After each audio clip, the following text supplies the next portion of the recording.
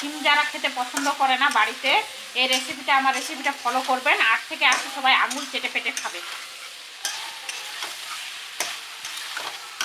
Recipe নিয়েছি, রেসিপিটি হচ্ছে আজকে আমি একটা সিমের ভিন্ন ধরনের রেসিপি তৈরি করব, তো ওটাই আপনাদের সঙ্গে শেয়ার করছি।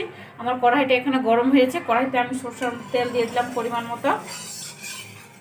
আর এই যে দেখুন আমি এখানে সিমটাকে যে এভাবে করে লম্বা করে কেটে নিয়েছি, এভাবে করে লম্বা করে সিমের মাঝখানে যে সিটটা থাকে সেটাকে উঠিয়ে নিয়েছি, আর ভালো করে দেখে নিয়েছি সিমের ভিতরে পোকা টোকা আছে নাকি। এখানে আমি অনেকগুলো পরিমাণে সিম নিয়েছি, তবে সিম যদি মানে বিচি থাকে, শক্ত হয়ে যায় বিচিটা, ওটা খেতে বেশি ভালো লাগে এই রেসিপিটা। তো এখনও তো সম্পূর্ণ সিমে বিচি হয়নি। আর এই যে দেখুন আলুগুলোকে আমি এভাবে করে মোটা মোটা করে কেটেছি। এই সাইজের আলুটা নেবেন আর এরকম মোটা মোটা করে কেটে নেবেন। এই রেসিপিটাতে আলুটা মোটা মোটা করে কেটে খেতে বেশি ভালো লাগে। তেলটা আমার গরম হয়ে গেছে, এখানে আমি 2টা পেঁয়াজ কুচিয়ে নিয়েছিলাম, পেঁয়াজগুলোকে দিয়ে দিলাম। হালকা লাল করে ভাজা হয়ে যাক, তারপরে আমি বাকি উপকরণগুলো দিয়ে দিব। আপনারা অবশ্যই বাড়িতে এভাবে করে ট্রাই করে দেখবেন, আর আমাকে কমেন্ট করে জানাবেন যে কেমন লাগছে। আর আমার ভিডিওটা প্রথম থেকে শেষ পর্যন্ত দেখবেন, আর আমার চ্যানেলটা পাশে থাকবেন। পেঁয়াজগুলো আমার লাল করে ভাজা হয়ে গেছে, এখানে আমি 3টা রসুনের কোয়া থেতো করে নিয়েছি, দিয়ে দিলাম। রসুনের কোয়াটা দেওয়ার পরে এখানে আমি আদা রসুন একসঙ্গে আর শুকনো লঙ্কা পেস্ট করে রেখেছি, পেস্টটাকে দিয়ে দিচ্ছি 1 চামচ পরিমাণ।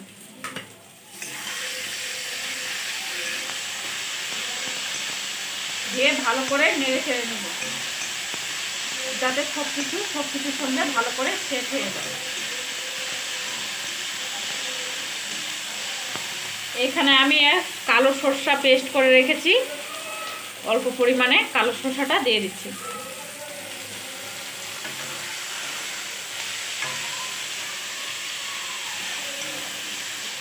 এখন দিয়ে দিচ্ছি আমি পরিমাণ মতো লবণ আর হলুদ গুঁড়া, শুকনো লঙ্কার গুঁড়া আর হলুদ গুঁড়া। ঝালটা আপনারা অবশ্যই আপনাদের ইচ্ছা মতো খাবেন। সিমের এই রেসিপিটা আপনারা বাড়িতে ট্রাই করে দেখবেন, খুব ভালো লাগে খেতে। আমি তো বলছি কিন্তু আপনাদেরকে তো খাওয়াতে পারছি না, তাই বলছি বাড়িতে একবার ট্রাই করে দেখবেন আমার রেসিপিগুলো। এখন আমার সব কিছু ভালো করে ভাজা হয়ে গেছে, আমি আলুটাকে দিয়ে দিচ্ছি।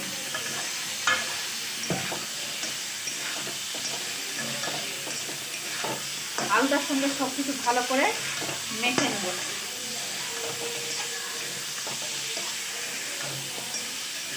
আলুটার সঙ্গে সব কিছু ভালো করে একদম সেট হয়ে গেছে, এখন আমি সিমটাকে দিয়ে দিচ্ছি।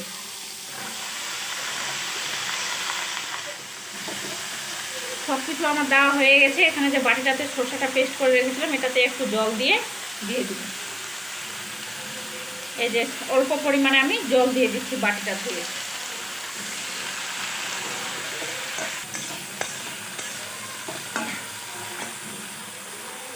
এখন আমি 5 মিনিটের জন্য ঢাকা দিয়ে রেখে দেব, সিমটা যাতে করে সেদ্ধ হয়ে যায়। এখন আমি ঢাকা দিয়ে দিলাম। কিছুক্ষণ পর ফিরে এসছি। এখন একটু নেড়ে দিব।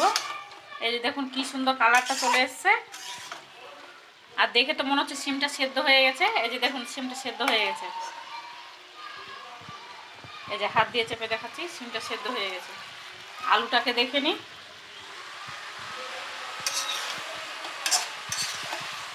যে জলটা আছে এক্সট্রা, ওই জলটাকে আমি শুকিয়ে দিব।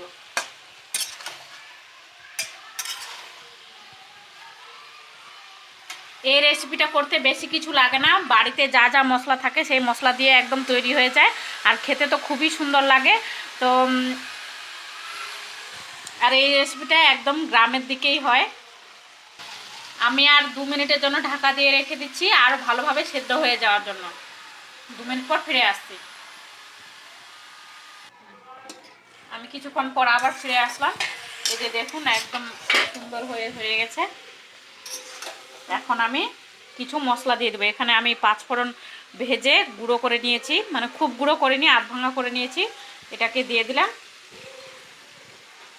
আর দিব ধনের গুঁড়া আর জিরার গুঁড়া।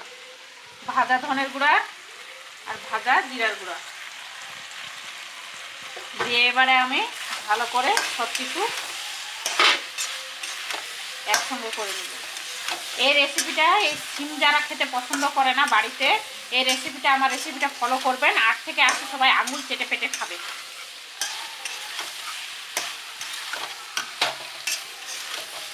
খুব সুন্দর হয়। আমার রেসিপি একদম তৈরি হয়ে গেছে। এই যে দেখুন কি সুন্দর লাগছে, আর খুব সুন্দর একটা ফ্লেভার বের হয়েছে।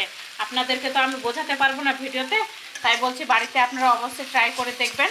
আর গরম ভাতের সঙ্গে মেখে খেয়ে আমাকে কমেন্ট করে জানাবেন যে এই রেসিপিটা কেমন লাগছে খেতে।